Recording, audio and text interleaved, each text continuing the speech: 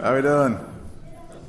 I'm not gonna insult your language by trying to speak it. So it's like I do speak a little too fast, and I apologize. But I'll try to compensate by speaking really loud. I'm sure that helps, right? It's like so let's get on. The one caveat to this talk is I'm doing most of the slides in memes. So because I love Hack in Paris, and I was here last year, and it was an awesome experience and stuff, I actually created this is actually my creation. My first meme I've ever created was this one. And so what I did, because I don't know how well Europeans are into memes, so just to make sure, if you look right there, on each slide there's a meme, you will see what to Google. So if you Google the name and then put meme right behind it, it'll take you right to the meme I'm talking about, and then later you can go, okay, that was sort of funny. It's like right now you may not understand it, but it's like, trust me, they're hilarious. So that's the first meme I created. I was very proud of it. The rest are not mine. So basically what this talk is about is it's not really a talk. I created almost an hour-long rant and disguised it as a 45-minute talk. So I hope you like it. But it's basically, we hear about all the things about how people are getting in and breaking into other people's stuff. But I'm talking about what we in security are doing wrong. How we're failing the business. How we're not doing what we should be doing to help our clients, to help our companies and stuff, to do better. So it's real cheerful. So that's the reason why I put a lot of memes in there, so you at least have some kind of laugh. So there we go. There's that. A little bit about me. It's like not really much to know. I'm very paranoid, so it just happens. It's like this actually happened in Brussels one time and stuff, with the cab driver. I was like, oh my God, where am I going? But I'm one of those guys, make sure you have the Google Maps going so you got the route going. It's like as soon as they take that wrong turn, where did you go? Where are we going this way? So that's just, I can't help it. They are out to get me. So anything you want to know about me, you can find out. It's like I do blue team though. That's the one thing I want you to know is that I do defense. When I leave here and I go back to work, I'm going back to a cubicle. I got my little action figures on it. I got my IDS systems, my firewalls, all my stuff. I love it. I love doing blue team. I love attacking. I love doing red team too, and I do that stuff as my night job. But I do both, and it's like I like rooting for the good guys, and I like, when I'm able to defend against something, and not only be able to defend against it, but realize that's probably how the attacker was going to get in, and make sure there was a defense to counter it. That's awesome. It's like, oh, you try to do that too? I thought you would. You can't get in. It's like, that's fun. That's challenging. So that's what I do. Here's the contents. It's like we're almost through it. I'm going to actually explain to you what selling elephant whistles are. And I'm going to talk about situational awareness and how we can get upper management buy-in to the security process. And then I'm going to talk about how we can better educate our employees. And then I'm going to talk to you about how, INFOSEC, scene sucks really bad. So that's going to be another popular one as well. Let's start off with 2005. I gave a talk to a couple of colleges, because no conference would want to hear it, about getting upper management buy-in to the security process. And I called it Selling Elephant Whistles. And it was based on this really bad joke that I heard one time. And it was, a guy was walking down the street, and he sees this man was walking down the street, sees a guy with a shoebox that said elephant whistles, $10 on black marker and stuff on the box. And the guy goes up to him and he says, why would I spend $10, it's like, which is probably like €3 for you guys, but it's like, why would I spend $10 on this cheap plastic whistle? And the man said, no. This is elephant whistles. Elephants can't stand the sound of these whistles. They won't be in a 10-mile radius. They'll protect you if they stampede. It's like you'll be totally protected. And the guy's like, well, how do I know they work? And the man looked around and said, do you see any elephants? I didn't say it was a good joke, okay? I specifically said it was a bad joke, okay? But it's like, but that's what we do in information security. That's part of our job, is to sell elephant whistles. We go to the CIO, we go to the CSO, we go to the CEO, we go to all our upper management people at the end of the year, and we say, we spent this much money, but look how little happened.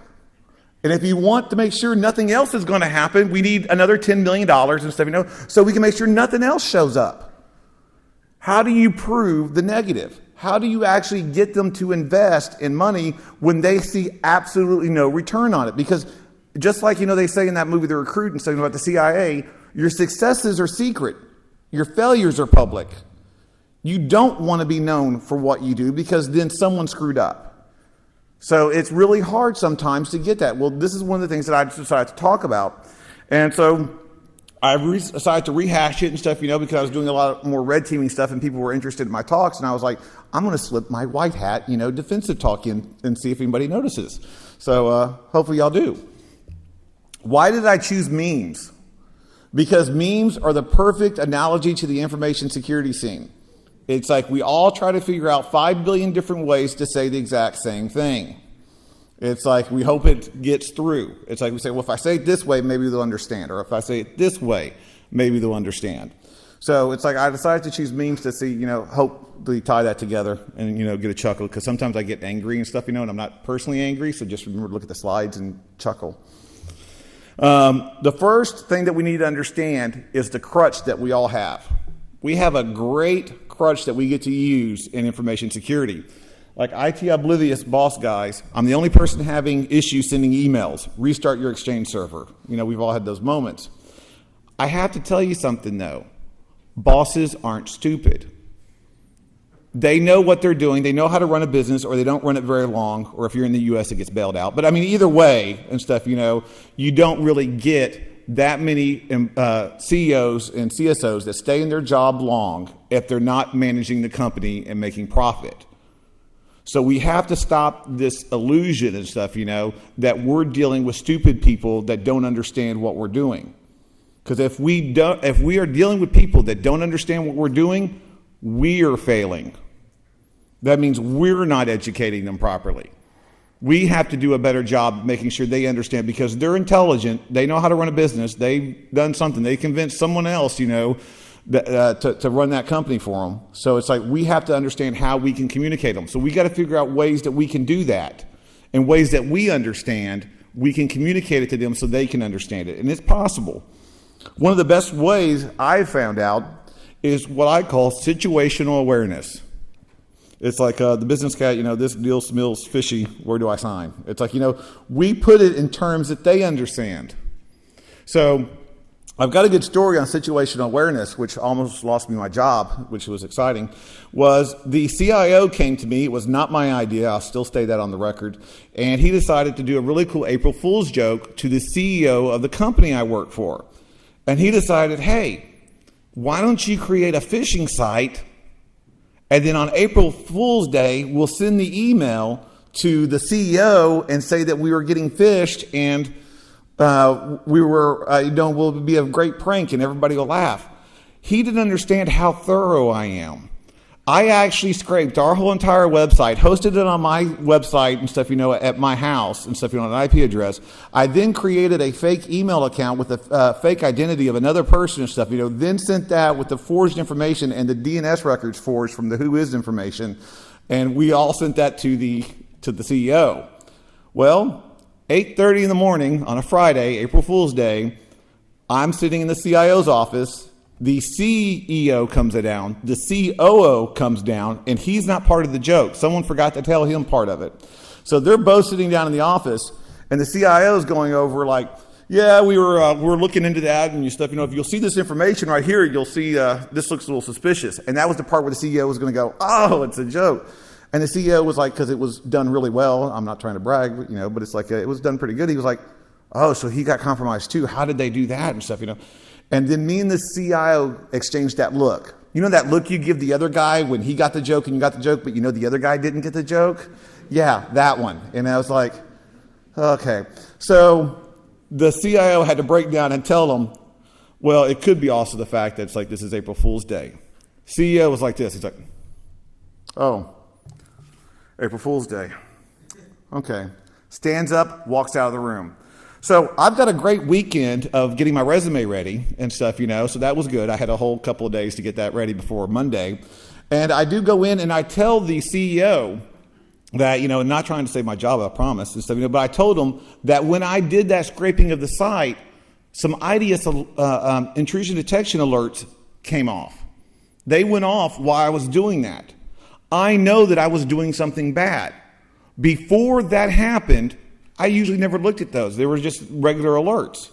But guess what? Now that I know that something bad was happening, they took on more weight.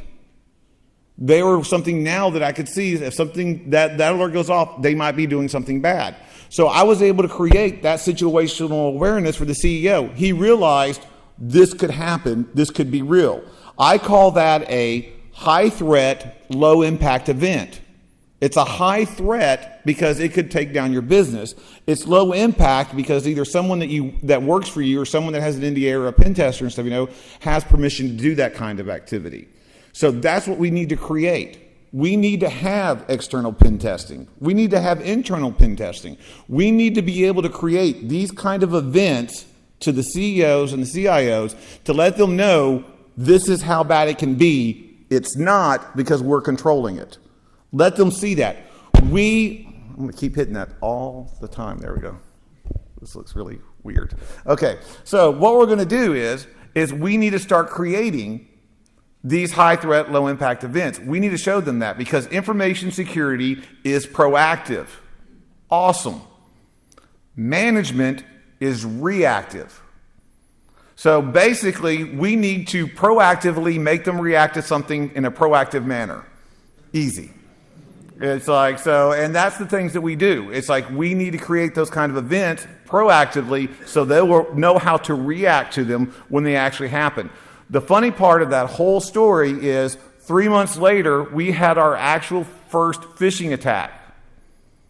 We responded like clockwork because the CEO was so freaked out about the April Fool's joke that we had a process put in after that happened. It's like, and so no one lost money. It's like we were able to respond and handle it and stuff, and take care of it. And it all started off with an April Fool's joke that I almost lost my job on. So that was good. It's like eventually. So another thing that we need to do besides situational awareness is we need to understand how they communicate. I love the fact that people, talk about pie charts and the graphs. It's like, oh, you got to make the pretty charts. Yes. They're your friend. Make charts, make graphs, because you know what those are? Numbers. Those are metrics. Those are something they can measure. They understand numbers. They understand metrics. If it got the CIO to do better in security and understand what I'm doing to eat a pie, I'd eat a pie. It's like I don't care about pie charts. Let's make as many pie charts as you can. How many emails come in that are spam in your environment? How many virus signatures get alerted on every month? It's like those are numbers that you could be using. Not only do you use those for management, but you should know those because that helps you in your internal environment. That helps you understand what your network's doing. Those numbers are not just good for convincing management. Those numbers are good for you to understand your environment so you can better defend against it. So make those metrics, make those numbers, and make sure you have those every month and you can stand behind those numbers. Because then they understand that. Then at the end of the year, they have a graph of what kind of incidents have been going on and where they're going to need to place money. That helps you. So make the pie charts, make apple pie, whatever. Just give them those numbers and help them out with that because that does help you. Now, another thing is, and I would like to thank RSA, Sony, Northrop Grumman. Y'all have been awesome. Okay? If it wasn't for you, it would be so much harder for me to explain to my boss and stuff, exactly why we need to protect our network. LinkedIn was awesome. LinkedIn was a godsend. It's like, because I've always said LinkedIn's like the Facebook of businesses and stuff, So for them to get hit like that, every CIO has a LinkedIn profile. Each one of those were directly impacted going, oh crap, this is, okay, passwords are important. It's like, that was an awesome experience. A wise man learns from his mistakes. A wiser man learns from someone else's. Show them those other mistakes. Show them saying, oh yeah, did you hear about this breach and stuff? Send links. We have every 2 weeks, at my day job, we have a monthly management meeting, a 2-week management meeting where the upper management comes in, we talk about information security. Well, on the agenda, there's 2 stories, at least, that are current stories that talk about information security and something that we can tie into during our meeting. So they always understand that this stuff is still going on. It's always in their face that something like this could happen. Thank goodness it's always because it's somebody else. Your business only wants to be in the paper when they want to be in the paper. It's like, Paris Hilton doesn't care when she's in the paper. She doesn't care when she's on the news. Lindsay Lohan, whoever's the current, starlet or something, they don't care when they're in the press. Your CEO does. So it's like you have to understand that they don't want to be there unless they're planning it. So show them the mistakes of others. Show them those stories. Let them understand how that could have happened. Well, luckily, LinkedIn's got the problem because they didn't salt their hash. Oh, you want to understand what that means? Let me explain that to you. I can create you a document and stuff, and explain better why we have to have that process in our environment and how we do it differently to protect us. That engages them, that makes them interested. The more they know about your job, the more they know about what you do, the easier it is for you to do it. So you have to educate them. You have to let them know what's going on. Now, there's another problem with this, and I will tell you, every single mistake that I'm talking about, I have personally done. Okay? One of my worst faults when I first started in information security was I was the good guy. I was the guy. I was here because you don't know how to do security. I'm here to protect you. I'm here to save you. Do what needs to be done. It's like, guess what? No, that doesn't work. I am not in the job to eliminate risk. That was one of my hardest lessons to ever learn. I can't stop my business from doing something bad. If I see my CEO running off the cliff, it is not my job to stop him. That is not my job. My job is to scream to him, dude, there's a cliff over there, stop running. You're going to fall off the cliff. My CEO is going to keep running. And I'm going to go run up beside him and say, okay, look, you're going to keep going off this cliff. You need to either stop. Here's a parachute for $500, which will probably help you out really well. Here's an umbrella for €5 and stuff, you got a chance and stuff, it might, do some Mary Poppins wishful thinking and you might have a chance. It's like you give them options. You can't stop them. You can tell them the options that they can do to help mitigate that fall. But guess what? They can go, oh no, I'm good, and then keep running. And then they fall off that cliff. And your job is not even to go, told you so. It's just, that was it. That's what happens. That's your job. Your job is to understand in a business that they need to understand that you need to mitigate all the risks that you can. That's your job.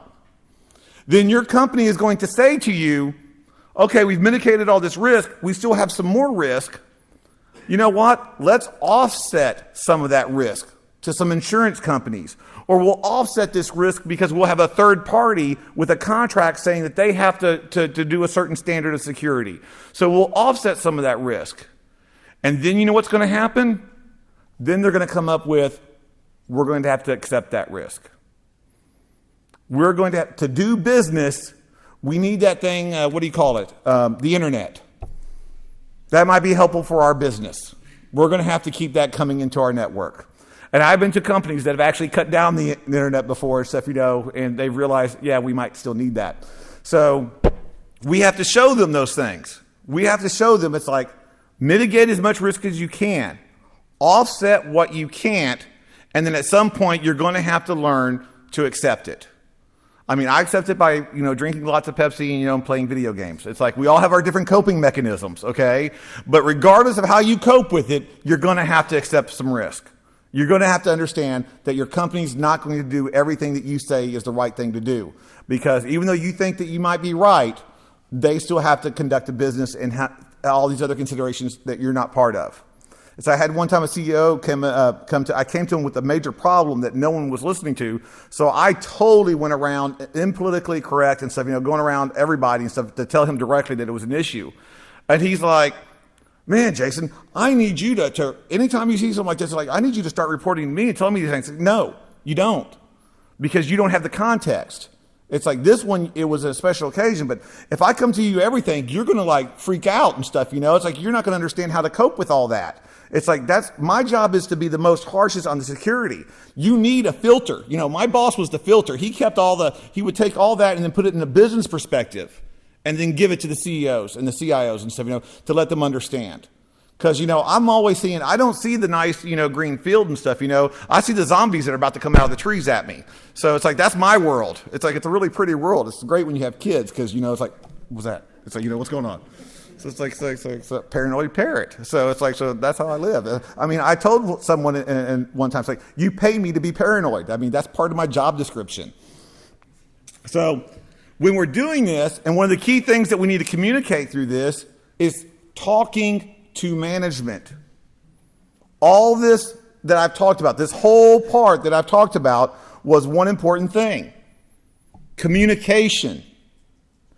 They don't have to understand us. They don't have to make an effort to understand information security. CIOs don't have to read Metasploit books. They don't have to learn how to do hacking classes. That's why they hired you. You have to learn how to speak with the terminology and the way that they can understand those risks. That's part of our job. They hire all these different people and all these different areas and stuff, they're not fluent in all those different areas. They know how to make widgets. They know how to manage people to make widgets. So it's like, they're not going to understand how to secure the widgets. It's up to your job to explain to them the stuff that they need to know to make the right decisions so they can keep making those widgets securely. That's what we have to start teaching them. Now, one of the other things that we have a problem with is this phrase that I abhor so much. I think it's one of the worst phrases in our industry. Stupid user. Stupid user clicked on a link. Stupid user went to a website.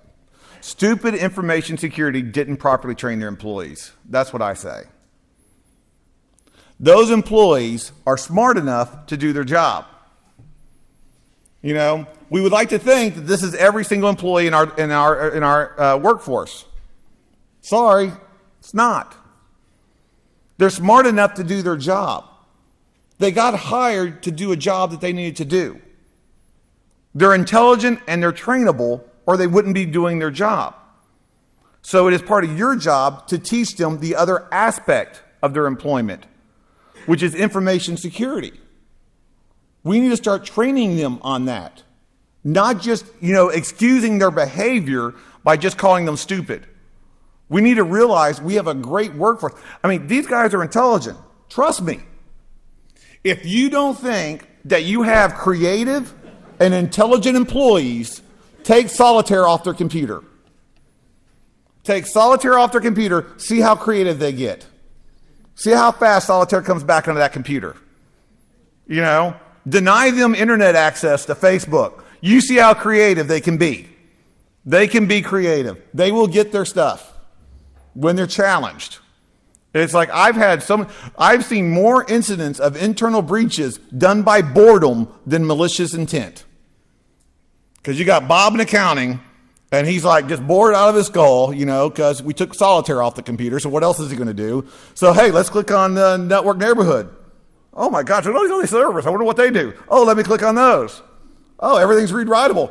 What? HR? There's an HR folder. Whoa. Pay raises? Awesome. It's like, where was the hacking in that? That's boredom. You have to understand your employees will be creative and they will creatively screw your network up royally if given the chance. So we have to start training them to do that. We have to start training them that they're part of the process. We can't just keep saying stupid user. So how do we go about and do this and stuff? Because we've got, intelligent people working for us, hopefully, or they're not working for us for long. Well, it's three things I like to call. The first one is educate. We need to educate them.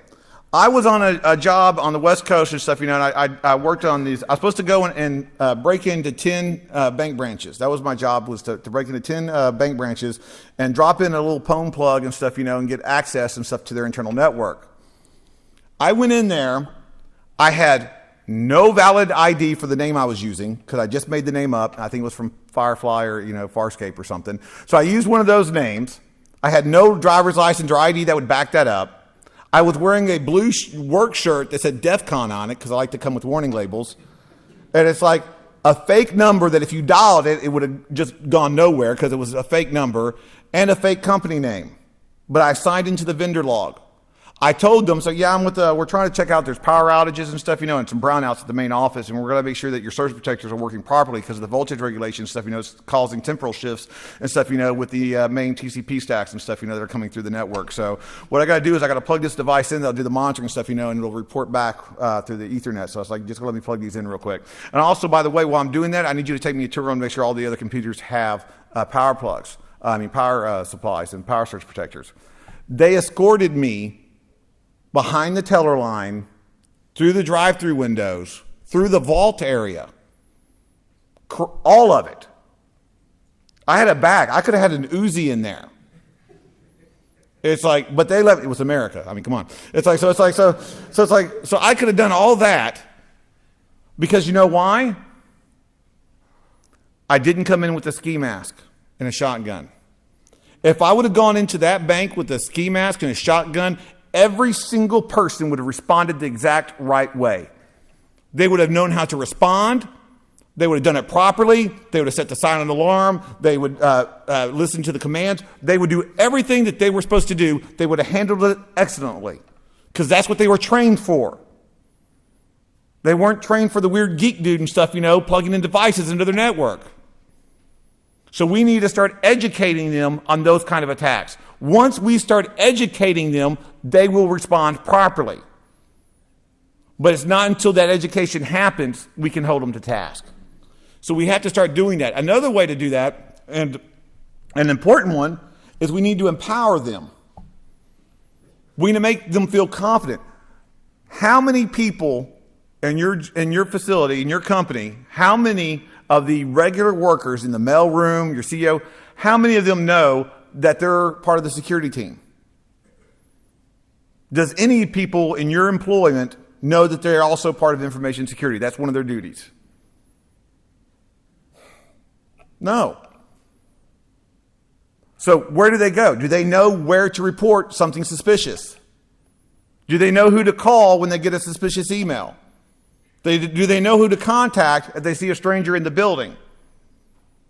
If they don't, why are we surprised when bad people get in? Why are we surprised when companies get compromised by emails? Because we're not showing them where to go. One of the best things that you can empower an employee to do is if you see something strange, because they see everything day to day, one of the main things that you can teach them to look out for is just that, well, that's not usually happen. Weird dudes in DEF CON shirts with power thingies don't usually come into our building and stuff, and ask to plug stuff in. Maybe I should call somebody on that. Give them that power to do that. I've gone into so many facilities and I've seen that person's face and you can read it and they're like, this just doesn't look right. This doesn't seem like it should happen. Okay, go through. I mean, they see it, but they don't feel comfortable approaching it and saying something about it. That's not their fault. That's information security's fault for not giving them the empowerment to make that call. To say, hold on, let me call security real quick and check out.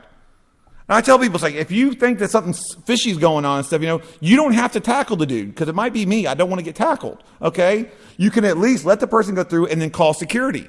There's a guy where I work right now and stuff, he sends me 5 billion freaking, maybe exaggerating a little bit, emails a week. Oh, look what I just got. He has sent me emails, I kid you not, spam emails that he received on his home email address at home. He decided to forward to me just so I'd be aware of it. Do you know what I say to that? Thank you. You're helping out. Thank you for being aware of it and stuff. Thanks for getting in touch with me, letting me know about that. We'll look into that. because he talks to his other coworkers about what he's doing. He's helping security. He feels like he's contributing to the security team. So when that 1,001th email comes in, and that's an actual something that's got a malicious link to it, guess what? I'm going to get notified of it. I'm going to be aware of it because someone is confident enough to let me know when those things come through. A thank you goes a long way in tuning a human IDS system. It's like just showing them that you're there and that you're aware. Now, one of the things is, how do you really show them that you're aware and that you're there? Well, that when the enforcement part comes in. It's like, yeah. I don't know if y'all even know this dude. Y'all know who this dude is? Okay. It's like, I mean, you can Google pepper spray cop or douchebag. I think they both, pull up the same guy. It's like a horrible person. So the thing is that we need to learn how to do enforcement. Enforcement is not browbeating until morale improves. It would be nice, but it's not working. How do we do enforcement? One of the things that I do for enforcement is that at least once a year, I will visit every single department, every single floor of every building that my company owns, at least once. And I will walk through that floor with my team, and we're going to look under keyboards. We're going to look around the monitors. We're making a big production of looking under keyboards, and people are asking, what are you looking for? I usually tell them Tanzanian dust mites, jokingly and stuff. It's like, no, I'm looking for passwords. It's like we're trying to make sure we got a password policy. Even if we find none, though, honestly, we do. It's like, even though if we find none, what did that occur? What did that achieve? They talked about it. We changed their day up. We did something different. They realized all that stuff that happens on the computer with passwords and security, there's actually real people attached to it. And they're actually taking it serious enough to visit in real life and look at them. That helps. The negative part of the enforcement comes, it's like when a virus alert goes off. I'm all adorable and cuddly up in here and stuff, okay? A virus alert, and I go down to your desk and stuff, because you're trying to transmute, and this has actually happened because we don't allow any executables through our email system. And when I first got there was a lot of problems and stuff with people, emailing solitaire.exe. It's like, thank you, portable executables. It's like, so they're in the middle of that sucker, out to everybody. I get to your desk, straight up, excuse me, I need you out of your seat, I need to sit down. And he has to stand behind me as I'm just clicking on stuff, just looking through stuff, Some stuff just randomly, I already know what I'm looking for, but I'm making him stand up there and stuff, and I'm just,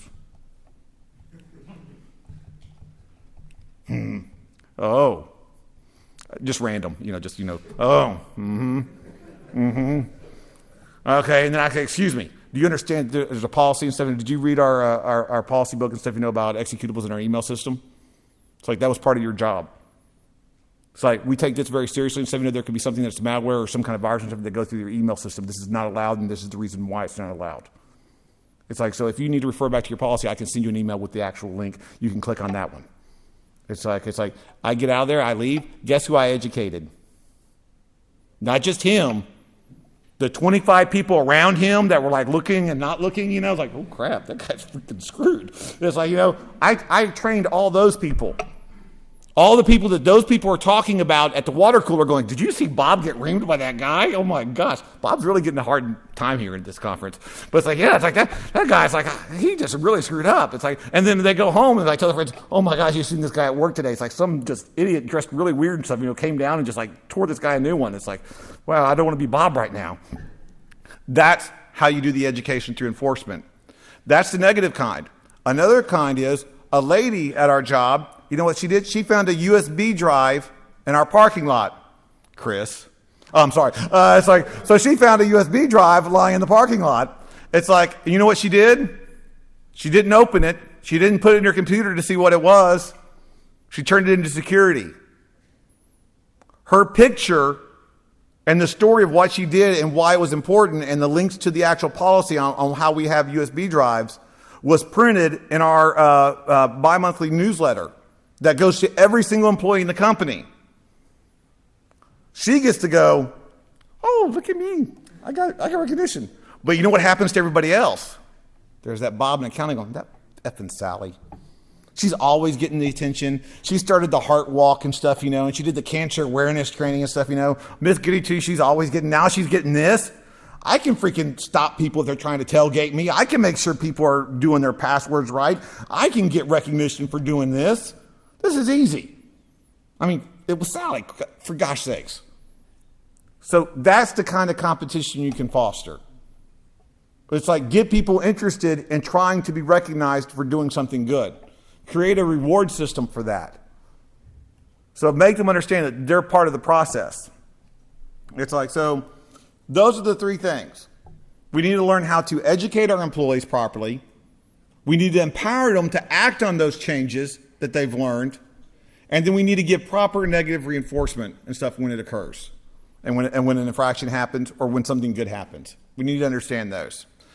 Now, here's another thing, which this is one where I think it's going to be a little touch and go here, but I love the scene that there's a difference between information security and the information security scene. Okay, and I am talking from someone who was entrenched in the scene. Oh my gosh, there are pictures floating around. I'm actually using it in my next slides of me with blue hair, at DEF CON 12, looking like a complete raging idiot. I was horrible. I wrote a post on DEF CON's site in the speaker's corner talking about what a loser I was. And I was, honestly. It's like, it was terrible. It's like I took what I thought everything was supposed to be cool and stuff, watched Hackers one too many times or something, and just went nuts. But I've learned that there's a difference now, and there's a big difference, because this is actually one I created myself. This is our problem. 90% of information security is in the industry. They're right there in the industry. Isn't this a little cool? See? You know what that means? They go into work at 9. They get off at 5. They've got kids. They go bowling. They'll go fishing. They'll do other things I guess parents are supposed to do that I fail at miserably. They do all that stuff. Okay? They have, what's that called? A life. It's like, it's their job. Information security is just their job. It's their career. Is that bad? No. Without that 90%, the internet wouldn't be working. It wouldn't be functioning. It's like it would be total anarchy and chaos instead of the semi-anarchy and chaos that's going on right now. So we need that 90% to plug around. But there's a problem. We need to get that 90% more into the 8%, which is right here. The community. Guess what, guys? You're part of the community. You're coming to conferences. You're trying to learn more. Maybe you're doing research. Maybe you're doing a blog. And so, and you're trying to write and you're trying to get that message out there about information security. That is the ideal. This industry is not going to be 100% awesome until 100% of us are in the community. So we're trying to share the information that we have. So we try to get there and try to get that information out. It's like, now there's another side problem there, and stuff, because I said 90% and I said 8%, and even though I do suck at math, I realize there's 2% missing. You see that little dot right there? Little pimple on the butt of the industry right there? That's the scene. That's your Twitter ecosphere. That's your rock stars that get to go to all the conferences and stuff, which I was caught up in and stuff, at some point. It's like where it's like we didn't really understand what was going on. But you notice one important thing? Is the scene even touching remotely the industry? No. Most of the people in the industry don't even know that we exist like that, which is somewhat of a good thing. They don't understand that. It's like to them, they're just doing their job. So where are we communicating with? We're just talking in the echo chamber. We're explaining exactly how awesome we are because we can break these kind of protocols. Great.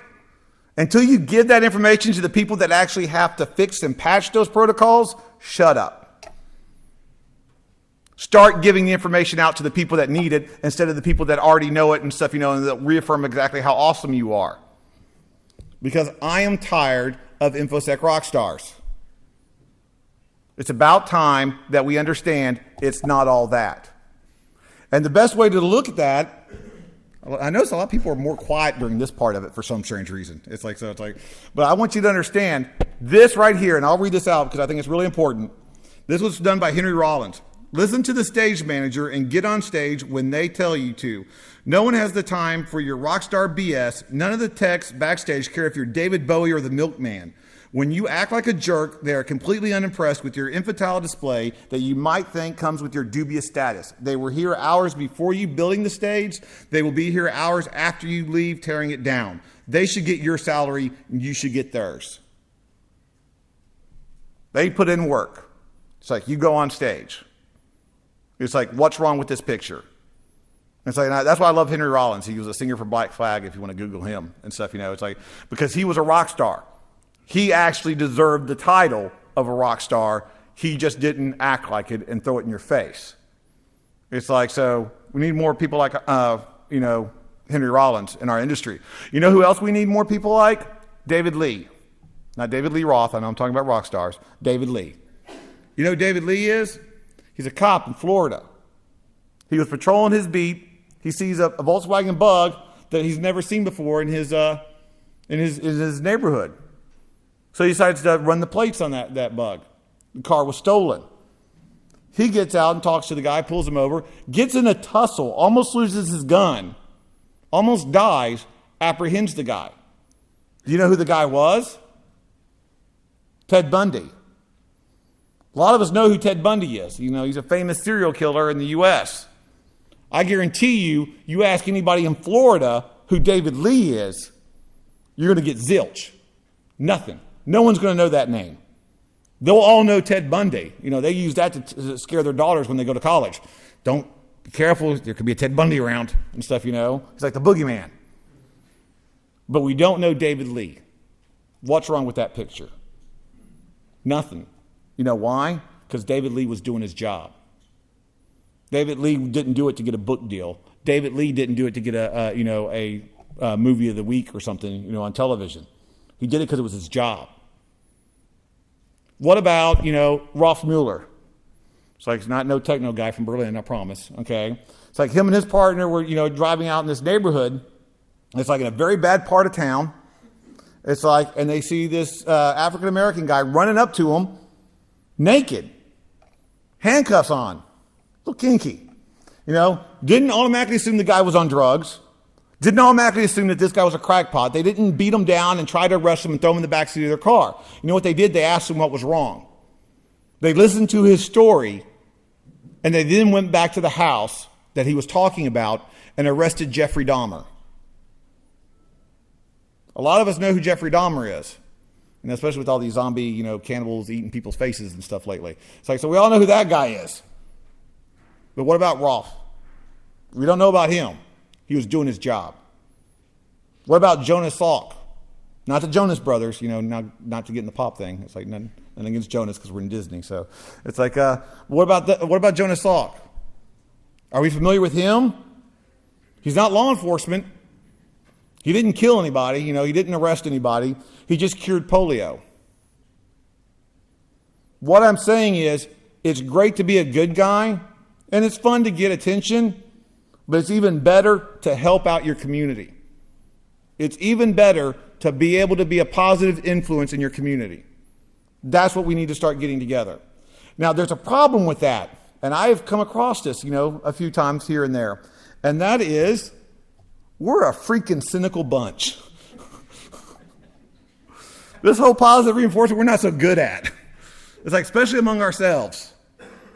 I am telling you, I am the guy who walks into the bedroom and I'm like looking under the bed just in case.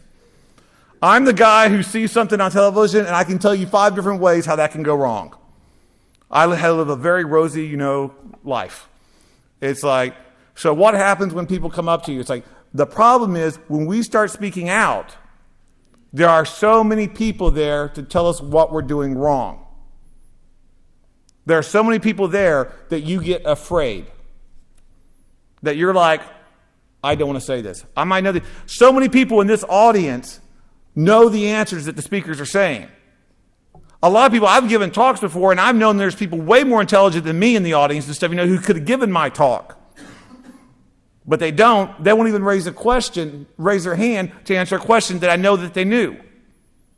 Because they don't want the negative connotations from everybody else. F them. Totally. Haters are going to hate. I got a website with a link on my website and stuff, going to a Cat Williams, clip. That's their job. That's a hater's job, is to hate. Let them do their job. You do yours. You don't need to worry about that. You're being a positive influence in the community. Keep doing it. Screw everybody else. It's like, if you get called on it, and see, once again, I'm talking about me, not you. I've made mistakes. And I've been called out on it hard. Take the lumps. I learned from it. I haven't stopped. And I don't plan on anytime soon. But there is one thing that I want to see more of. And it's not me up on this stage. It's you. I want more speakers. There's been this talk about we have too many conferences and stuff, and there's too many speakers going on. No, not enough. I am tired of seeing the same people at the same conference giving the same talks. There are people in this audience right now that can give an awesome talk on research that they're doing. Local guys. I don't submit to a B-Sides anymore. In America, I will not submit to another B-Sides to give a talk there. I'll go to them and I'll attend them, but I won't speak at them. You know why? Because I want to hear from the local people. I want to hear from someone else. I want to learn from you. There is a lot that I can learn from a lot of you guys in here. I'd like to start doing that. Stop looking at yourself and doubting yourself and saying, yeah, but no one's going to like my research, or my research has been done before. My gosh, it's 2012. Mostly everybody's research has been done before by somebody else. You have an interesting take on it. You have a different perspective that people would like to hear. Because with the more voices, the better it gets. The more contributions, the better this community gets. And it's not going to get better when we sit back behind our computers and wail and whine about how bad the industry is. Until we're willing to get up in front of people and say, enough, let's start contributing, it's not going to get better. I've got a website, dissectingthehack.com. That site is open for any person who doesn't have a blog, doesn't have a website to commit to something, and wants to join the site and publish a blog or do a blog post. You don't have to have your own site. Put it on mine. My name doesn't get attached to it. I don't own the rights to it. You can delete it at any time you want. It's there for you to have a voice. There's plenty of sites out there besides mine that can give you a voice. Twitter gives you a voice. You can use that voice to echo and bounce off the echo chamber, or you can use that voice to make a difference. It's up to you. So that's one of the key things out of all this talk and stuff, if you're going to listen to anything and you're going to take anything from this conference, it's that you need to start contributing to this community. You need to get people in the industry more involved in this community. That's not, I'm very emotional because I really believe it. I'm very passionate about this conference. I love the passion this conference has for people, and we need to start doing that. Whew. Can I get an amen? Oh, sorry. Southern preacher style. Whew.